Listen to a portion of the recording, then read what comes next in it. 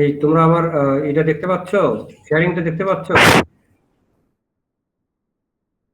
জি sir.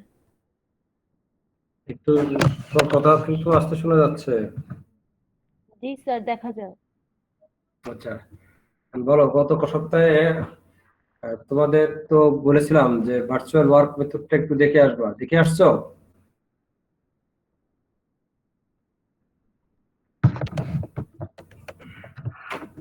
Virtual work method দেখে আসছো তোমরা?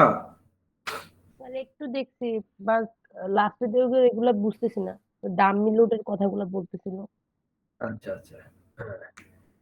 তো মূলত আমি আমি খুব সংক্ষেপে, তোমরা যদি দেখে থাকো তাহলে হয়তো আমি যদি সংক্ষেপে বলি তোমরা খুব দ্রুত কাজ করতে পারবা। ভার্চুয়াল কথা থেকেই তো বুঝতে পারছো যে এটা কি। হ্যাঁ, এটা হচ্ছে তোমাদের ইমাজিনারি একটা ওয়ার্ক, ঠিক আছে? ওয়ার্কটা তোমাদের ইমাজিন করতে হবে, ইমাজিনারি ওয়ার্ক। তো এখানে যেটা হচ্ছে যে body always will be the under actual load, isn't it? So if you think a truss, so truss bridge, okay? So when traffic, that means like bus, train move over the truss bridge, so that is the real load of the trusses, okay? So under the real load, the truss member force will produce. This is the fact, and we already solved this kind of process for like moving load cases as well as your static load cases. But you know that when load will move over the process, or load will constant, or load will fixed on the process, so there will be a deflection, okay? ক্লাসের সময় তুমি কাউকে allow করবে না। ওর হ্যাঁ, ওগুলি করে রাখো, বলো স্যার ক্লাস নিচ্ছে, অন্তত 1 ঘন্টা কেউ যেন না আসে, please.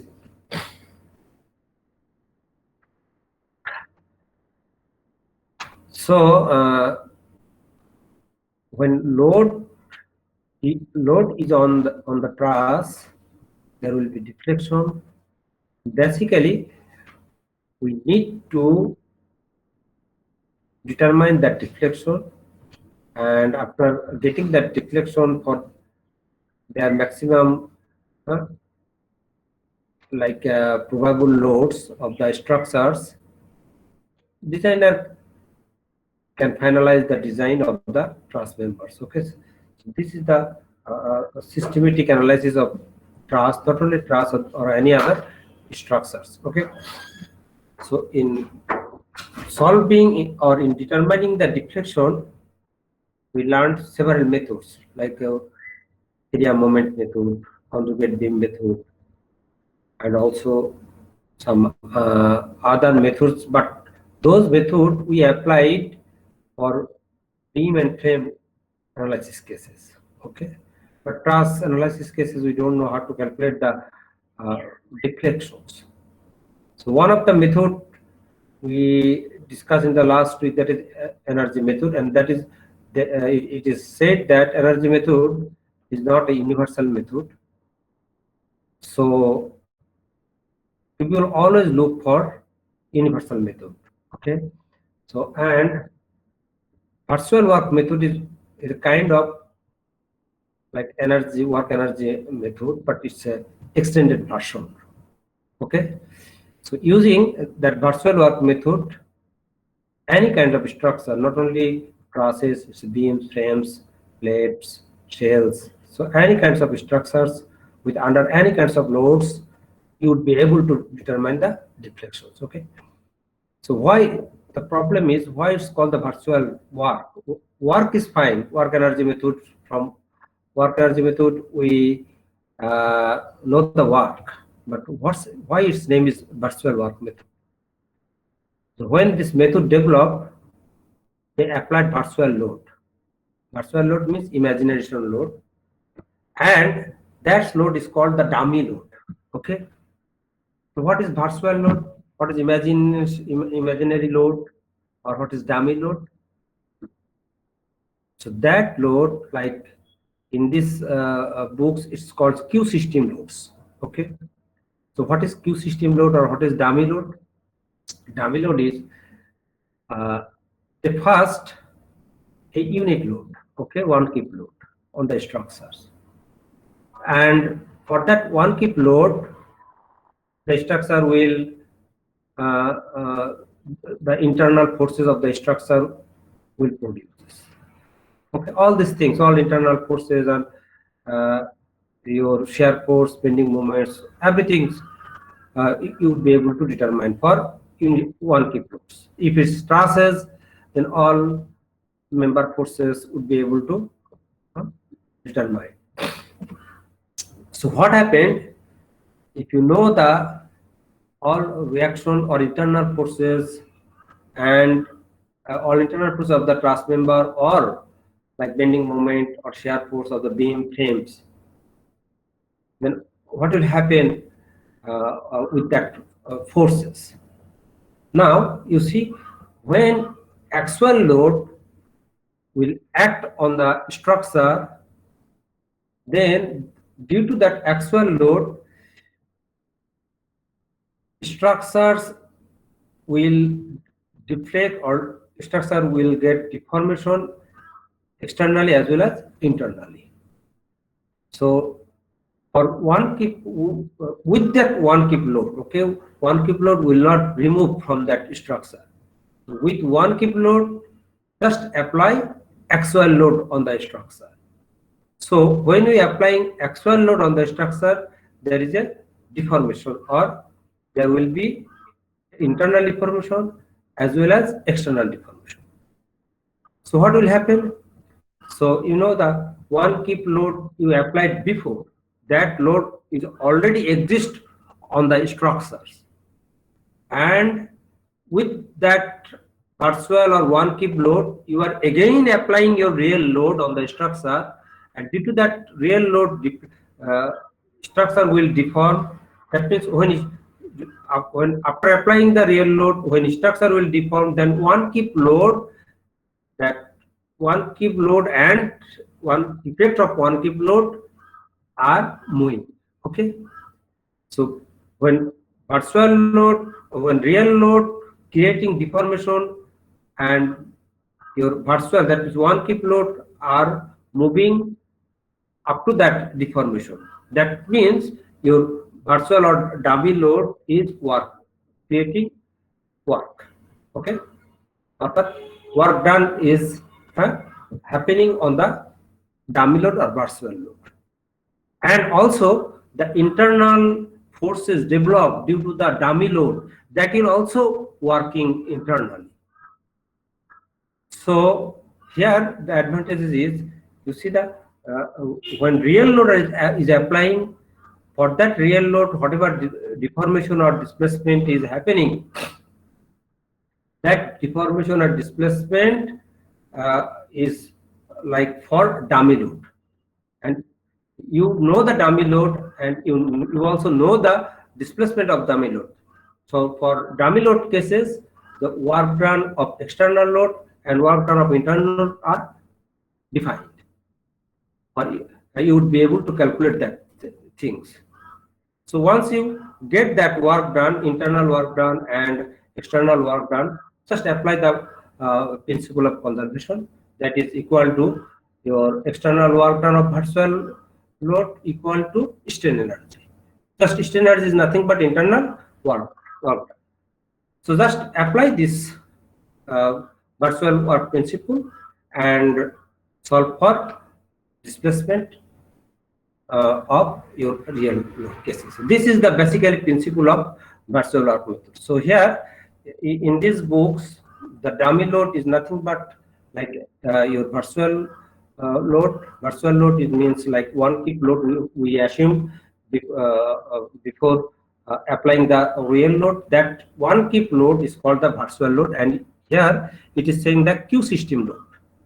Okay, so Q system load and P system load in this like book, in Leeds book, the real loads is called the P system loads. Okay, so this is Q system load and P system loads. Once you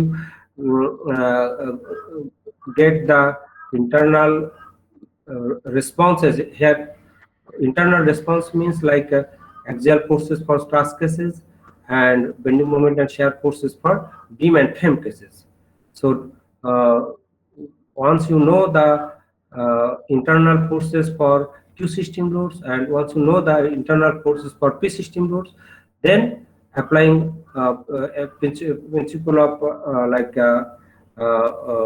conservation of energy, you will get DGR deflection for your problems. Okay, so this concept I would like to discuss with one example, that is like for truss problem, very simple truss problem. Okay, sir হ্যাঁ বলো।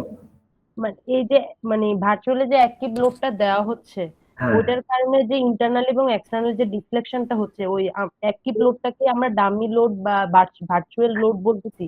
Exactly ওই active লোডটা দেখো, active লোডটা কিন্তু স্ট্রাকচারে নাই, ওটা আমরা তাহলে imagine করে নিচ্ছি, তাই না? এটা আমরা ওটাকে আমরা ডামি হিসাবে করছি। ডামি ডামি মানে কি বুঝতে পারছো তো? ডামি, ওর তো কোনো এক্স্যাক্টলি ওর স্ট্রাকচারের উপরে ওর কোনো অস্তিত্ব নাই, বাট এটাকে ইমাজিন করে আমরা ধরে নিচ্ছি যে ওয়ান কিপ লোড, আমরা যে ডিরেকশনে ডিসপ্লেসমেন্ট মেজার করব সেই ডিরেকশনে ওয়ান কিপ লোড অ্যাপ্লাই করব।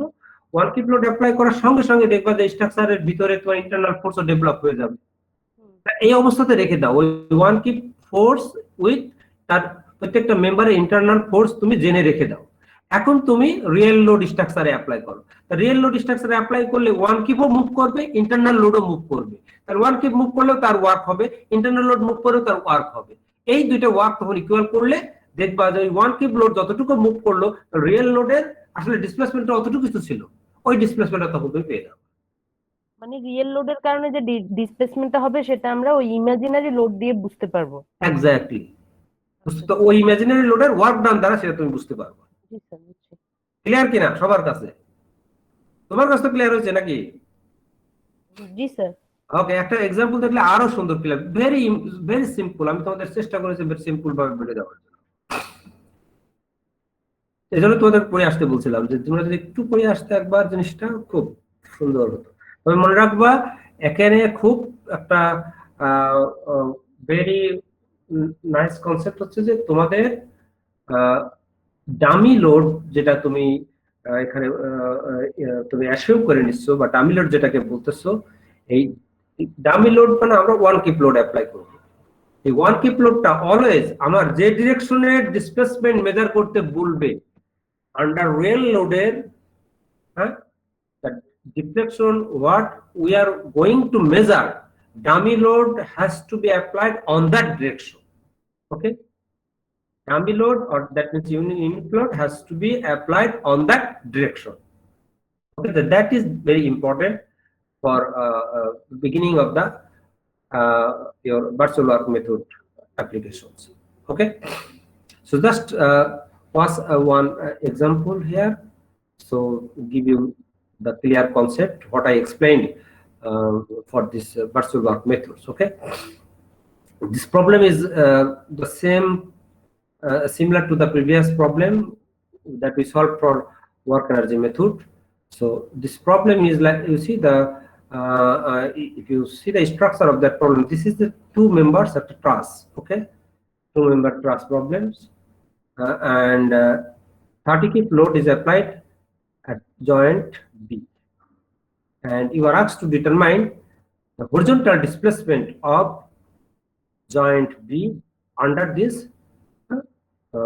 loads. Okay, so other information like is member information is this two bars have constant cross sections, and the modulus of elasticity for these two bars are the same. Okay, and this is, you see that the not only here it's not mentioned like whether horizontal displacement or vertical displacement. It's not mentioned in this problem, but just mentioned the how much displacement, okay, how much displacement happened when 30 kip load applied at the point B. That means the joint B moved or displaced to B prime. That distance basically asks to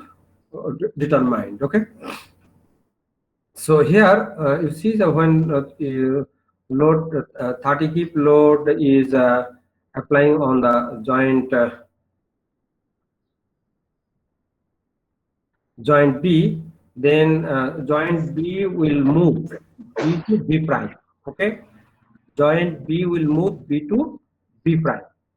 So B to B prime movement has two components. One is horizontal component, another is vertical component. Okay, you see here when you apply 30 kip load, B point is moving to B prime. So to get the B to B prime distance, you cannot get directly this distance. Basically, this distance has two components. One is horizontal component, another is vertical component. So determining horizontal and vertical component would be much easier. And then once you know that vertical component of displacement, horizontal component of displacement, and you can easily determine the distance between B and B prime. Okay. So basically, we have to determine horizontal displacement of B point and vertical displacement of B point. Okay, as I mentioned earlier, for the beginning of the application of Virtual Work method, what you have to do? You have to apply your virtual or dummy load first on the structure, then apply with the presence of dummy load or virtual load. You have to apply your real load. Okay, so and during the application of dummy load, you have to keep in mind that which direction you are going to apply your dummy load. Okay, so uh, always you have to apply your dummy load the direction of displacement you are going to determine. Okay, so suppose you are going to determine the horizontal deflection of B point, then your dummy load has to be applied in that direction. Okay, that is in one kip load has to have applied in that direction. Once you want to determine the vertical displacement of your B point, then your dummy load has to be applied in the vertical direction. Okay, so this two we explained in this problem as well. So the first one, you see the one kip load we applied at the B point, and due to that one kip load we determined the member forces. So it's possible to determine that member forces. Anybody? Roll 66.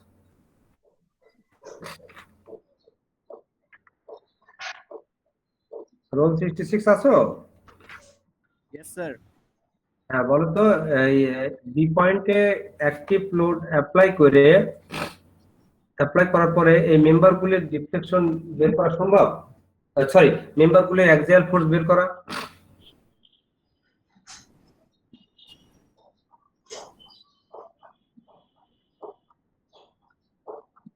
Role 66। Yes, sir, sir. একটু চিন্তা করতেছি sir.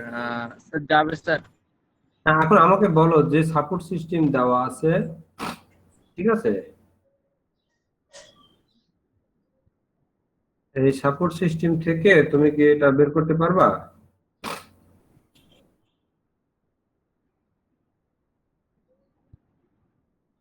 Sir না sir. হুম, support system যদি এখানে এটা hinge, এটাও hinge, পারবা বের করতে?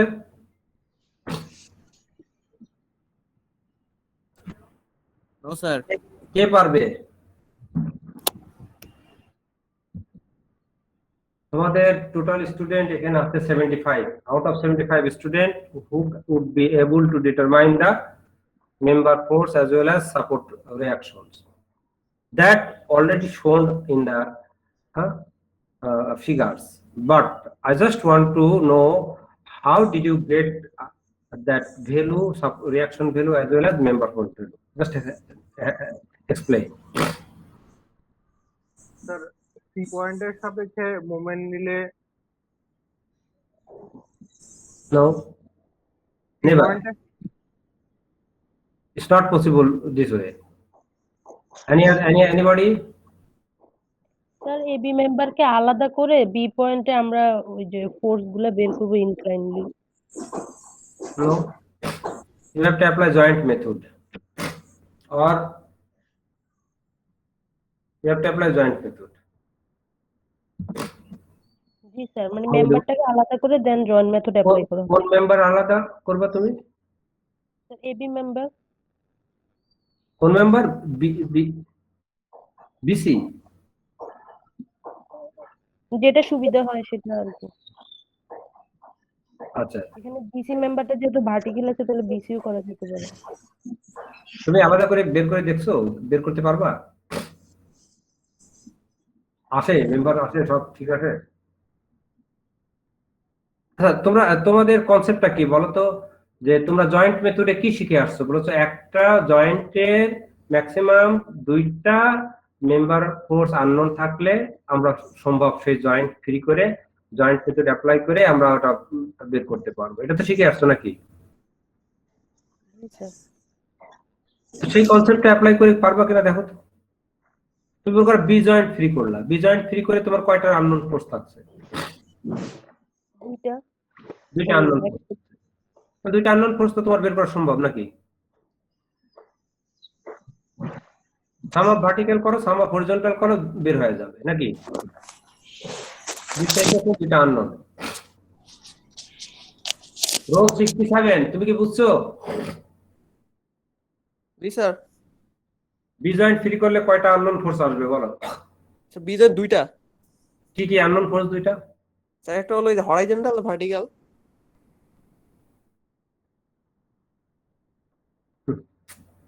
বড় দুঃখ লাগে বুঝছো? স্যার আচ্ছা, এখানে তিনটে আসবে। রোল ওই 68। ইংল্যান্ডের জন্য এই আচ্ছা, এই তোমার রোল কত বলো তো? এটা তোমার নামটা কি ভুলে গেছি। হ্যাঁ, তোমার নাম কি? তোহা। তোহা। তোহা, তোমার রোল কত? 69। 69। আচ্ছা তোহা, তুমি বলো তো এখানে বি জয়েন্ট ফ্রি করলে তোমার বন্ধু বললো হরিজন্টাল ফোর্স, ভার্টিক্যাল ফোর্স। কি ছাত্র আমরা পড়াইতেছি, আমার তো দুঃখ লাগছে। ইংল্যান্ডের জন্য আমরা হরাইজন্টাল ভার্টিক্যাল আর আর বিসি যে ভার্টিক্যাল ফোর্স ওটার জন্য একটা ভার্টিক্যাল ফোর্স পাবো। তুমি বললা, আচ্ছা কে বলতে পারবে বলো তো বি জয়েন্ট ফ্রি করলে বি জয়েন্ট বি আমি যদি জয়েন্ট মেথডের বি জয়েন্ট যদি আমি ফ্রি করি কি কি ফোর্স এখানে আসবে বলো? কি করে ডায়াগ্রাম ড্র করলে? স্যার এখানে বিএ আর বিসি বের করা যাবে sir. B A R BC. BC. তুমি যখন বি জয়েন্টের ফ্রি বডি ডায়াগ্রাম ড্র করবা তখন কি কি, আমি তোমাকে ওই কোশ্চেনের অ্যান্সারটা চাচ্ছি, বলো। তোমরা একটা ক্লাসে জয়েন্ট ফ্রি করো নাই এর আগে কখনো? স্যার আমরা যদি বিএ মেম্বারটা নিয়ে যদি কাজ করি তাহলে আমি বিএ মেম্বার না, আমি তোমাদেরকে বলতেছি তোমরা ট্রাস্ট মেম্বার, ট্রাস্টের জয়েন্ট ট্রাস্ট অ্যানালাইসিস করো না জয়েন্ট মেথডে? জি স্যার। আচ্ছা, তাহলে একটা জয়েন্ট ফ্রি জয়েন্টে যখন ফ্রি বডি ডায়াগ্রাম ড্র করছো তখন কি কি সেখানে কি কি তোমরা কনসিডার করছো? ওই ওই জয়েন্টে যতগুলা মেম্বার আসে ওই মেম্বার গুলা আর বাইরে থেকে যদি রিয়েল লোড আসে ওই রিয়েল লোড গুলা। আচ্ছা, তাহলে এই বি জয়েন্টে মেম্বার কয়টা আছে? বি জয়েন্টে মেম্বার দুইটা দুইটা আছে আর একটা load একটা। রিয়েল লোড অ্যাক্টিভ তাহলে একটা ফোর্স আসবে এবি মেম্বারে আর একটা ফোর্স আসবে বিসি মেম্বারে নাকি? মেম্বারে। জি জি স্যার। স্যার। আর তাহলে এই বিটটা এই দুইটা ফোর্স থাকবে আর ওয়ান কিক ফোর্স থাকবে নাকি? জি স্যার। কিন্তু আমি এবি মেম্বারে ফোর্সও জানি না, বিসি মেম্বারে ফোর্সও জানি না, এদের আননোন তো নাকি আমাদের? হ্যাঁ এগুলো আননোন। তো পারবা এই A B member R BC মেম্বারের ফোর্স বের করতে? পারবো স্যার। যদি আমরা এখানে আবার যদি কেন আসলে হরাইজন্টালি তুমি বলো যদি কেন আসলো বলো তো এখানে? মানে summation of fx equal to 0 যদি ধরি তাহলে আমরা একটা AB পাবো পাবো স্যার। ওইটা তুমি অনুযায়ী পারবা কিনা আমাকে সেটা বলো, তুমি পারবা কিনা সেটা বলো। দেখতে হবে। পারবো আমাকে স্যার। দেখতে হবে। পারবো স্যার। এখন পারবা তাই তো? সাম অফ হরিজন্টাল করলে একটা ইকুয়েশন পাবা, সাম অফ ভার্টিক্যাল করলে আরেকটা ভার্টিক্যাল ইকুয়েশন। করে আরেকটা আরেকটা ইকুয়েশন পাবো। ঠিক আছে, তুমি সাম অফ হরিজন্টাল করলেই দেখো এবি মেম্বার ফোর্স বের হয়ে যাচ্ছে, এবি মেম্বার নোন হয়ে গেলে তখন বিসি মেম্বার বাই করতে পারছো। ঠিক আছে, জি স্যার। জি আচ্ছা স্যার। বিসি মেম্বারের ফোর্স যখন নোন হয়ে গেল তখন সি জয়েন্টটা ফ্রি করো তো। সি জয়েন্ট ফ্রি করলে কি হবে বলো তো? রিয়াকশন থাকবে, আননোন রিয়াকশন কয়টা থাকবে? দুইটা আননোন রিয়াকশন থাকবে না? এটা হচ্ছে হিঞ্জ। হিঞ্জে কয়টা আননোন রিয়াকশন থাকে? দুইটা, হরাইজন্টাল ভার্টিক্যাল আর মেম্বার থেকে আসছে কয়টা ফোর্স? একটা। মেম্বারের ফোর্সটা নোন, তাই তো নাকি? জি স্যার। হরিজন্টাল ভার্টিক্যাল রিয়াকশনের মান কত হবে বলো তো? ভার্টিক্যালটা জানা যাবে যেটা বিসিটা, হ্যাঁ, আর আর হরাইজন্টালেরটা হবে ওই এখানে এখানে কি দুইটাই হিঞ্জ স্যার? দুইটাই হিঞ্জ। তাহলে ওই আচ্ছা ও তো এ বেঁধে এবং গেল, সি এর ও দুইটা দিয়ে বেঁধে গেল। ভার্টিক্যাল। আরেকজন বলো, আরেকজন বলো হরিজন্টালটা কি হবে? 0 হবে। 0 স্যার। হরিজন্টাল তো জিরো এখানে হবে। ফোর্স নাই। সাম অফ হরিজন্টাল করলে কারণ জিরো হবে। জিরো হবে। হ্যাঁ, তাহলে তুই তো জি সি জয়েন্টের তুমি ইকুইলিব্রিয়াম অ্যাপ্লাই করতেছো, তাহলে সি জয়েন্টের দেখো রিয়াকশন গুলি পেয়ে গেলা। ঠিক আছে, এইবার বি বি পয়েন্টের রিয়াকশন গুলি বের করো। ক্লিয়ার কিনা সবার কাছে?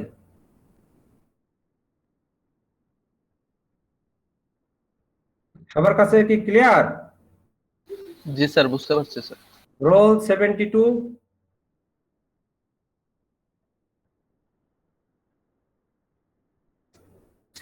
তো অ্যাবসেন্ট দেখছি।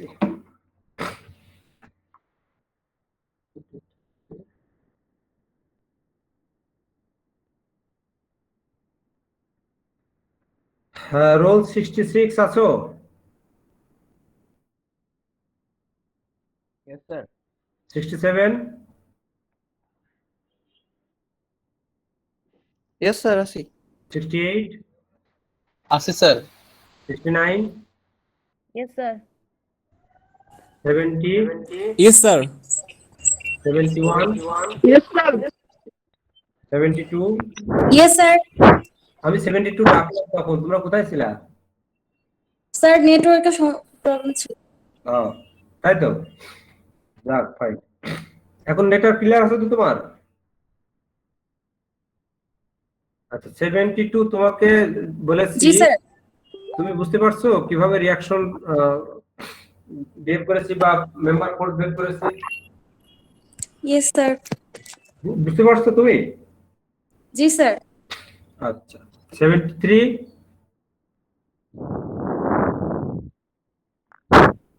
73 আছো? 74?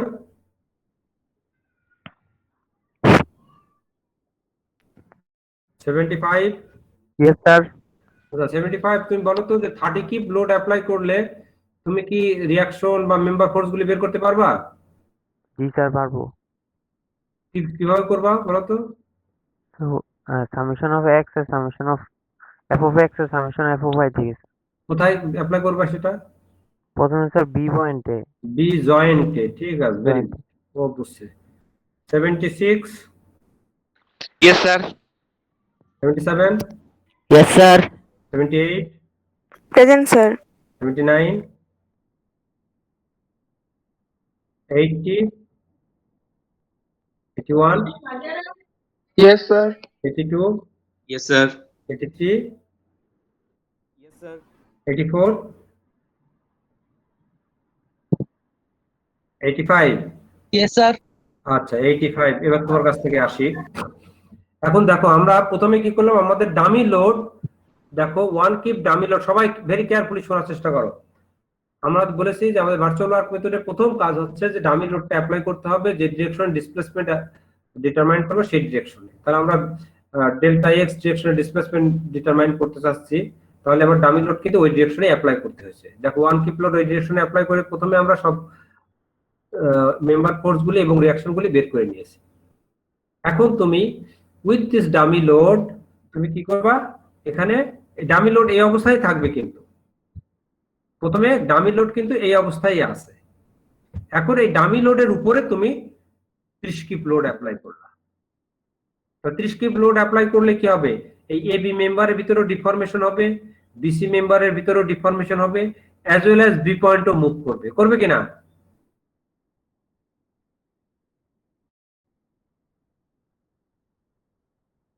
জি স্যার, ডিসপ্লেসমেন্ট হওয়ার জন্য। আচ্ছা, তুমি টাকা বললে, আমি এই রোল 85 এর কাছে জানতে চাইছিলাম। জি স্যার করবে। তুমি মনে করো 1 কিপ লোড অ্যাপ্লাই করে আসো, ঠিক আছে? এই অবস্থাতে তুমি আবার ওখানে 30 কিপ লোড অ্যাপ্লাই করলে ওই ডিরেকশনে, না 30 কিপ লোড তার নিজস্ব ডিরেকশনে, ওই ডিরেকশনে না, 30 কিপ লোড তো আছে রিয়েল লোড, তার নিজস্ব ডিরেকশনে অ্যাপ্লাই করলে। এখানে হরিজন্টাল আছে বলে হরিজন্টাল, এখানে যদি ভার্টিক্যাল থাকতো ভার্টিক্যাল, এখানে যদি ইনক্লাইন থাকতো ইনক্লাইন অ্যাপ্লাই করতে। তাহলে 30 কিপ লোড তুমি ওই বি পয়েন্টে অ্যাপ্লাই করলে কি হবে, 1 কিপ লোডও মুভ করবে, কারণ 30 কিপের জন্য তো ডিফ্লেকশন হবে হরিজন্টাল ডিরেকশনে।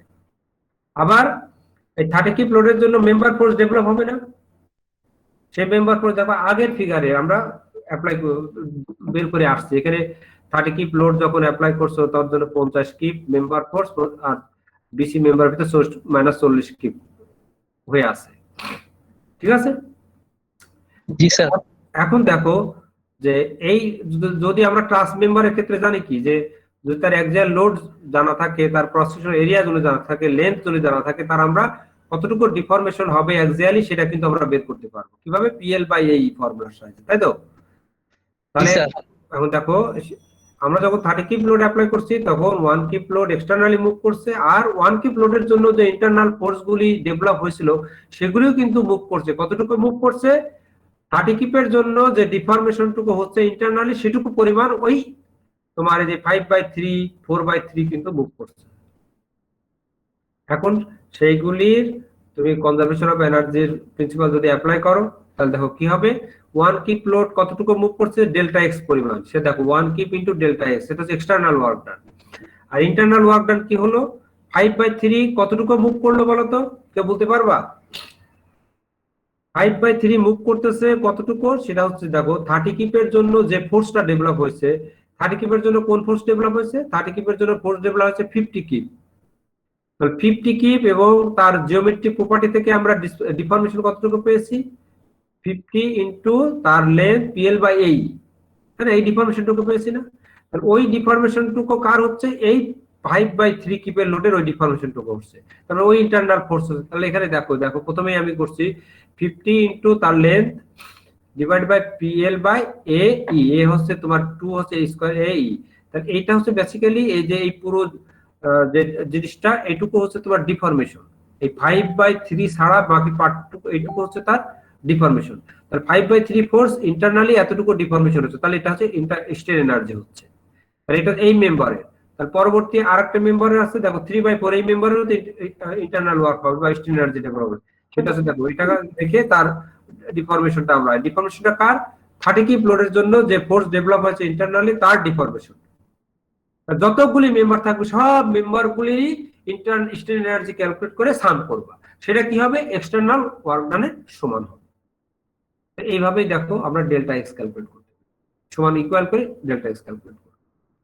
ওকে, এখন তোমার তো মনে করো যে রোল 86 আছো? Yes sir. আচ্ছা বলো তো, আমি বি পয়েন্টের ভার্টিক্যাল ডিসপ্লেসমেন্ট অ্যাপ্লাই ডিটারমাইন করতে চাচ্ছি বি পয়েন্টে, তাহলে আমার ভার্চুয়াল লোডটা কোন ডিরেকশনে অ্যাপ্লাই করতে হবে?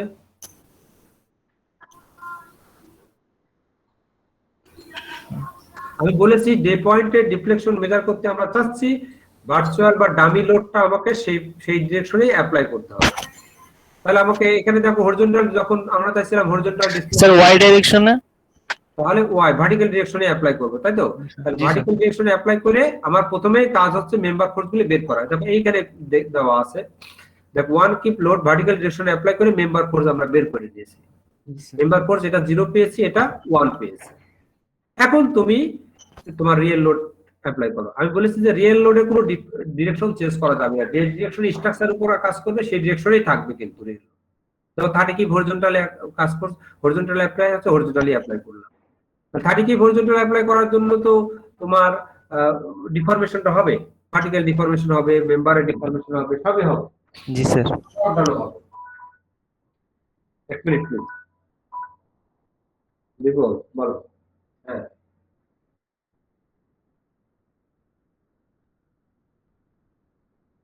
হ্যাঁ।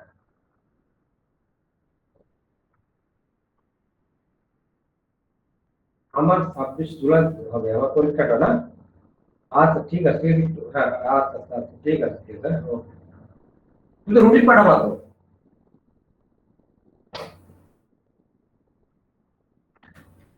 তো একই প্রসিডিওর দেখো আমরা এখানেও অ্যাপ্লাই করব। তাহলে আমরা কি করব, আবার দেখো ওয়ান কিপের জন্য সব ওয়ান কিপের মেম্বার ফোর্স আমার আছে, এবার 30 কিপেরও মেম্বার ফোর্স কিন্তু আমাদের হাতে আছে। তাহলে 30 কিপের কারণে এই মেম্বার ফোর্স, যে মেম্বার ফোর্স গুলি ডেভেলপ হচ্ছিল সেইটা তো আসলে ডিফরমেশন ক্রিয়েট করছে, ওই ডিফরমেশনই এই ডামি ফোর্সটা মুভ করবে ওই ডিফরমেশন পর্যন্ত, এবং তার তখন স্ট্রেন এনার্জি প্রডিউস হবে। তাহলে সেটাও দেখো আমরা অ্যাপ্লাই করেছি। তাহলে এক্সটার্নাল ওয়ার্ক ডান হবে কি 1 কিপ ইনটু ডেল্টা ওয়াই, এটা হচ্ছে এক্সটার্নাল ওয়ার্ক ডান ডামি ফোর্সের। আর ডামি ফোর্সের ইন্টারনাল ওয়ার্ক ডান হচ্ছে সব মেম্বার ফোর্স ইনটু তার ডিফরমেশন। তাহলে মেম্বার ফোর্স এটা তো জিরো, জিরোর জন্য জিরোর সাথে যেগুলো জিনিস মাল্টিপ্লাই করলে তোমার জিরোই আসবে। এই কারণে দেখো আমরা যে ইকুয়েশনটা লিখেছি যে কিউ ইনটু ডেল্টা পি, ঠিক আছে, প্লাস এখানে দেখো এফ কিউ মানে কিউ সি ডামি ফোর্সের ডামি লোড সিস্টেমের ফোর্স ইনটু পি লোড সিস্টেমের ডিফরমেশন। আসলে F P L divide by এই পুরো জিনিসটা আসলে ডিফরমেশনকে ইন্ডিকেট করতেছে, ঠিক আছে। তাহলে আমরা দেখো ওই ডিফরমেশন বের করলাম, এখান থেকে ডেল্টা ওয়াই বের করলাম। তাহলে delta X delta Y known হয়ে গেলে তুমি বি থেকে বি প্রাইমের ডিসটেন্সটা তুমি সিমিলার রাইট অ্যাঙ্গেল ট্রায়াঙ্গেল থেকে তুমি বের করে নিতে পারবে। তো এটা খুব সহজ একটা মেথড। এই মেথডের সাহায্যে আমরা একটা এক্সাম্পল তোমাদেরকে দেখিয়ে দিলাম। পরে একটা এক্সাম্পল এখানে আছে, এই এক্সাম্পলটা তোমরা বুঝবা, বুঝে অ্যাসাইনমেন্ট স্বরূপ তোমাদের একটা problem, example problem, exercise problem দিচ্ছি।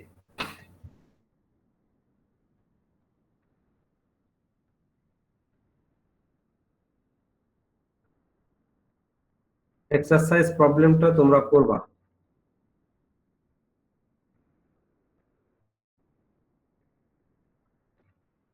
আমি সিম্পল প্রবলেম দেবো, বেশি কমপ্লিকেট প্রবলেম দেবো না।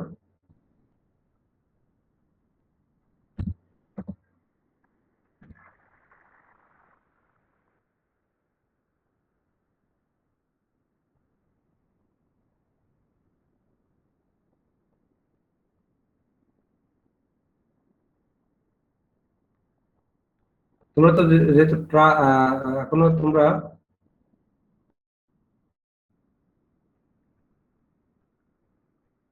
আচ্ছা, এই যে 10.6 এই মেম্বারটা তোমরা নিজেরা সলভ করবা, সলভ করে আগামী ক্লাসে নিয়ে আসবা। আমি যে কারোর কাছ থেকে এটা জানতে চাই সে আমাকে এক্সপ্লেন করবে, ঠিক আছে। 10.6 কত নম্বর আমি তোমাদেরকে অ্যাসাইনমেন্ট মতো দিলাম? এটা অ্যাসাইনমেন্ট, হোমওয়ার্ক। তোমরা কি আসো আমার সাথে? জি স্যার। 10.6 10.6 পেজ নাম্বারটাও নিয়ে রাখো, 418 মনে হয়, না 398 এ 10.6 নম্বর এটা করে নিয়ে আসবা।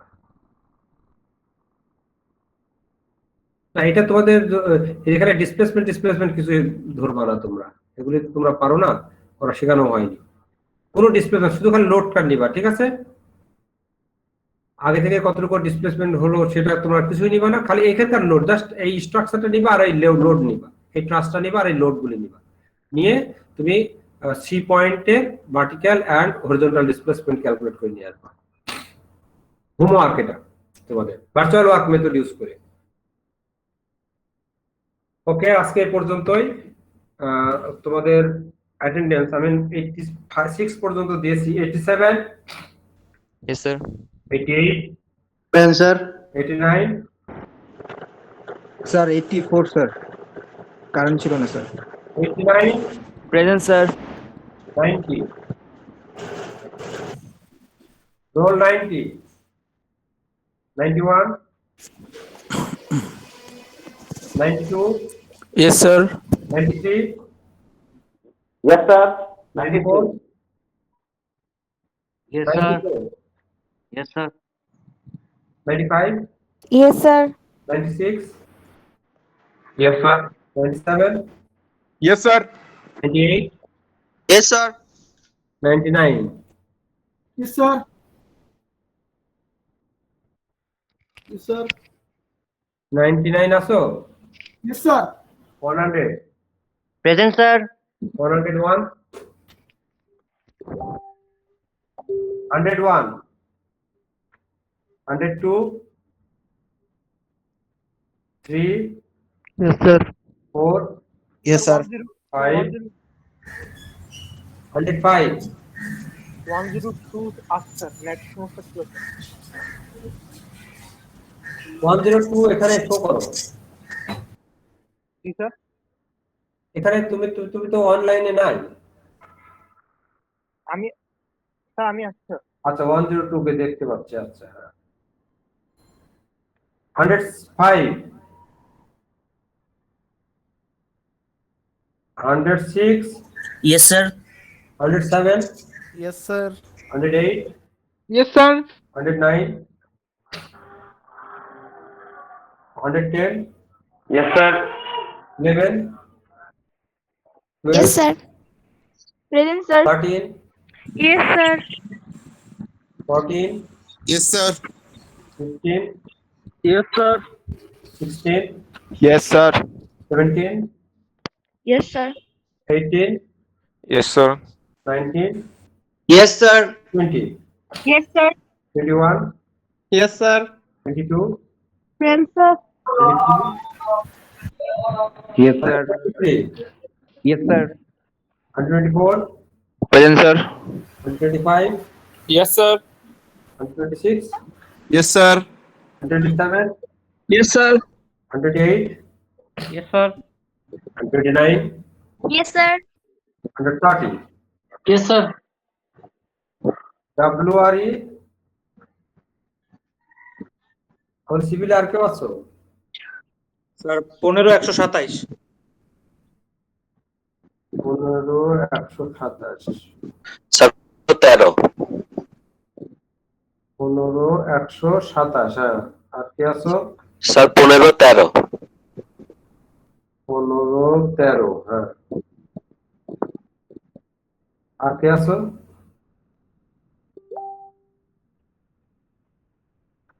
ওকে WRE section.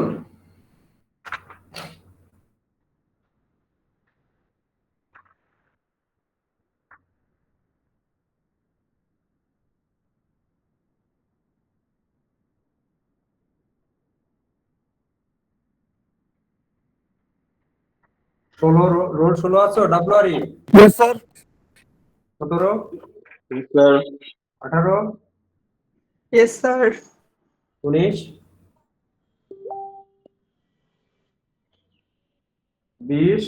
Yes, sir. 21, Yes, sir. 22, Yes, sir. 23, Yes, sir. 24, Yes, sir. 25, WRE 25, WRE 26, WRE 27, Yes, sir. WRE 28, WRE 29, Present, sir.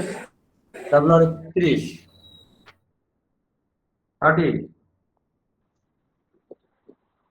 Yes, sir. 30 আছো? Yes, sir. WRE 30 আছো। আচ্ছা হ্যাঁ গুড। কে আছো WRE আর প্রেজেন্ট? WRE 16 এর 1 16120 1 প্রেজেন্ট। আচ্ছা হ্যাঁ আর আর কে আছো? Okay, thank you so much everybody. Next ক্লাসে দেখা হবে। স্যার হ্যাঁ, স্যার আগের অ্যাসাইনমেন্টের লিংকটা এখনো দেননি। ও হ্যাঁ হ্যাঁ, দিয়ে দেবো তোমাদের ওটা। থ্যাংক ইউ মনে করে দেওয়ার জন্য। স্যার ওইখানে আমরা ডাব্লিউআর এর ইয়াগুলো তো অ্যাড নাই। স্যার ওখানে আমাদেরকে যারা 15 ব্যাচের আমাদেরকে অ্যাড করলে একটু ভালো হতো। ও শিওর, আট করে দেবো তোমাদের। স্যার ডাব্লিউআর গুলো অ্যাড 15 ব্যাচে আমি অ্যাড করতে পারবো না, আমাকে রেজিস্ট্রেশনটা পাঠাতে হবে তোমাদের ওখান থেকে। মানে স্যার আমরা কি মেল করব? না, তোমাদের কোর্স কোঅর্ডিনেটর আমার কাছে পাঠাক তোমরা কে কে আছো 15 ব্যাচের। জি sir. Thank you so much.